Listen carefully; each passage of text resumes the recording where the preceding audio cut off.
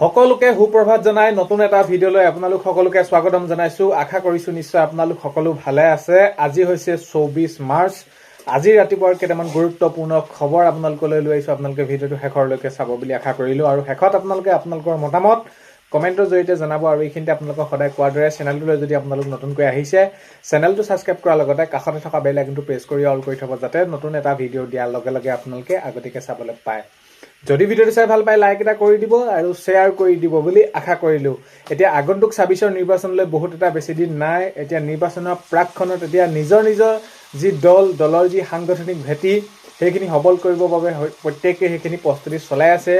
তো এতিয়া এইখিনি কেনেকুৱা কি হৈ আছে সকলোখিনি আপোনালোকক জনাব গৈ আছো। প্ৰথমটো খবৰ হৈছে যি মনোনয়ন পত্ৰ দাখিল কৰাক লৈ মাননীয় মুখ্যমন্ত্ৰী মহোদয়ে গৌৰৱ গগৈ ডাঙৰীয়াক কটাক্ষ কৰি কৈছে বা এইখিনিৰ ওপৰত মন্তব্য কৰিছে যে গৌৰৱ গগৈয়ে ভাৰততকৈ পাকিস্তানত মনোনয়ন পত্ৰ দিয়া হ'লে বেছি ভোট পালেহেঁতেন বুলি এনেদৰে মাননীয় মুখ্যমন্ত্ৰী মহোদয়ে কটাক্ষ কৰিছে। তো যিহেতু গৌৰৱ গগৈ ডাঙৰীয়াৰ বিৰুদ্ধে যি পাকিস্তানৰ লিংকৰ সৈতে সেইখিনি তেনেদৰে SIT প্ৰতিবেদন দাখিল হৈছিলে, তাৰ পিছৰ পৰ্যায়ৰ পৰা মাননীয় মুখ্যমন্ত্ৰী মহোদয়ে এনেদৰে কৈছে। আজি দেখা গ'ল যেতিয়া নেকি মনোনয়ন পত্ৰ দাখিল কৰিলে তাৰপিছত মাননীয় মুখ্যমন্ত্ৰী মহোদয়ে কোৱা দেখা গ'ল যে গৌৰৱ গগৈয়ে ভাৰততকৈ পাকিস্তানত মনোনয়ন পত্ৰ দিয়া হ'লে বহুত বেছি ভোট পালেহেঁতেন বুলি এনেদৰে মাননীয় মুখ্যমন্ত্ৰী মহোদয়ে জনাইছে।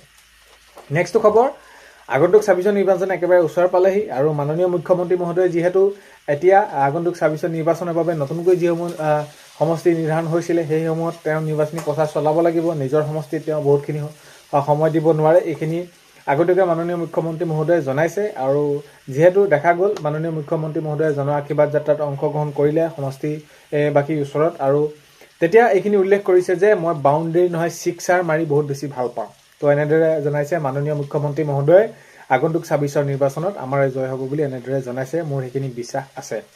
তো এতিয়া নেক্সটটো খবৰ যদি আমি চাওঁ তেনেহ'লে মাননীয় মুখ্যমন্ত্ৰী মহোদয়ে নিৰ্বাচনৰ আগতে এইখিনি যি এতিয়া নতুনকৈ জিঅ'টেক কৰিছিলে চৰকাৰী ঘৰ যিসকলে পোৱা নাই, যিসকল লোকে পোৱা নাই চৰকাৰী ঘৰ পাবলগীয়া, তেওঁলোকক সেইখিনি নিৰ্বাচনৰ পিছতেই চৰকাৰী ঘৰ দিয়া হ'ব বুলি কৈছে। যোগ্যজনে চৰকাৰী ঘৰ পাব আৰু লিষ্টত যিসকলৰ নাম আহিছে অতি সোনকালে তেওঁলোকে লাখ লাখ হিতাধিকাৰীয়ে চৰকাৰী ঘৰ পাব বুলি এইখিনি জনাইছে।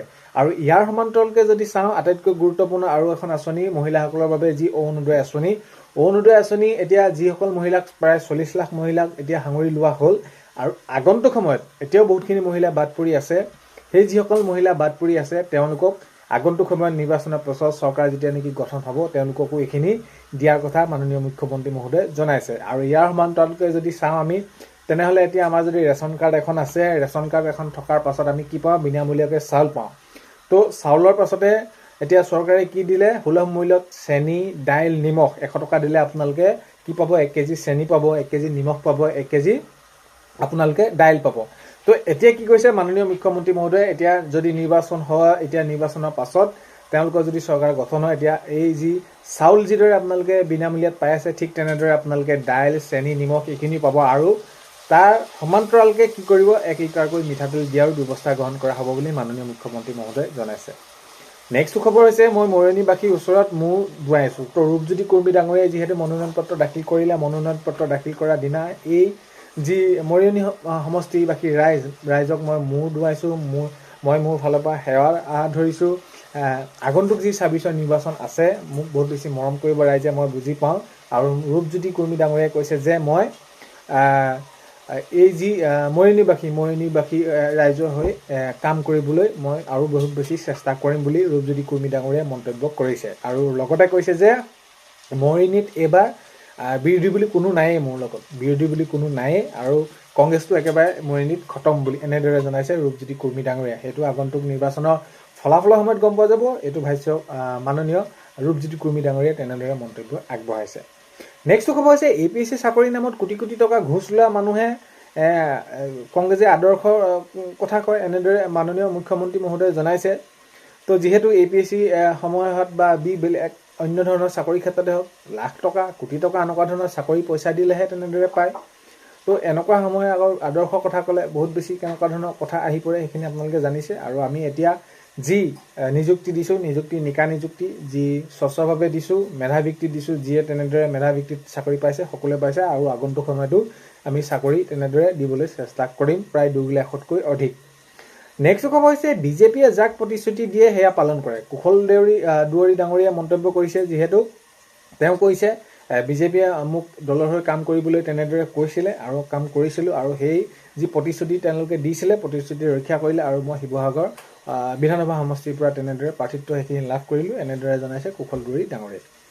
নেক্সট খবৰ হৈছে কুশল দুৱৰী ডাঙৰীয়াই নহয়, এইবাৰ অখিল গগৈ বিৰুদ্ধে শিৱসাগৰ ৰাইজে নিৰ্বাচন খেলিছে।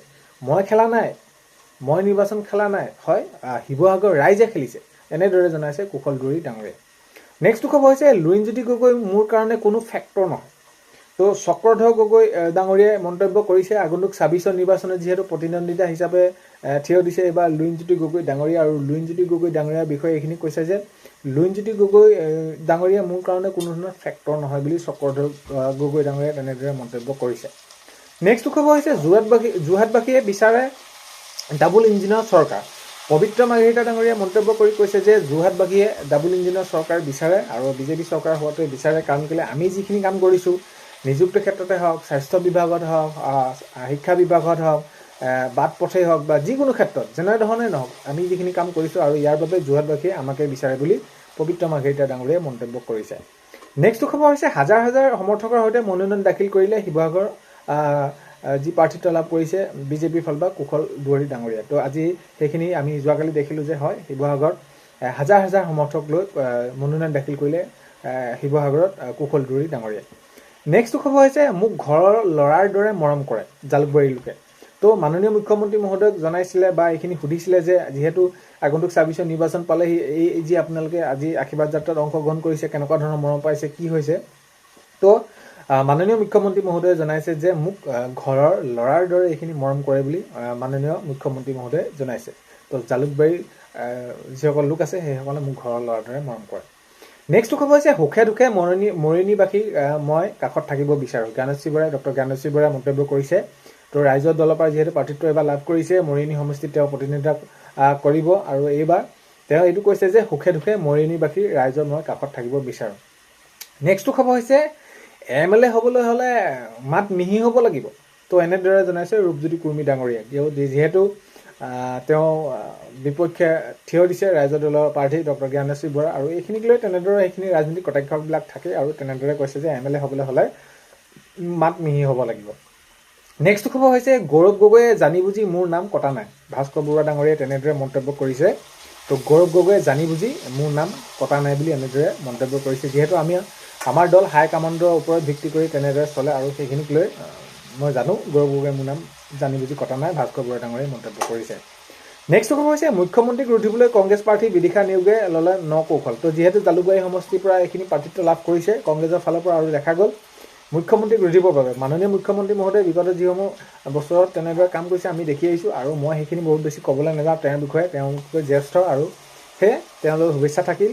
আৰু কিন্তু যি এতিয়া প্ৰতিদ্বন্দ্বিতা হ'ব সেইখিনিক লৈ আমি আগন্তুক সময়ত গম পোৱা যাব, এনেদৰে মন্তব্য কৰিছে বিদিশা নিয়োগ ডাঙৰীয়ানী বাইদেৱে। নেক্সট খবৰ হৈছে মনোনয়ন পত্ৰ দাখিল কৰিয়ে বৃহৎ শক্তি প্ৰদৰ্শন ৰহাৰ কংগ্ৰেছ প্ৰাৰ্থী উৎপল বনিয়া। তো দেখা গ'ল তেওঁলোকে মনোনয়ন পত্ৰ দাখিল কৰিছে, আৰু এতিয়া তেওঁলোকৰ সেই যি সাংগঠনিক ভেটি সবল হোৱা তেনেদৰে পৰিলক্ষিত হৈছে।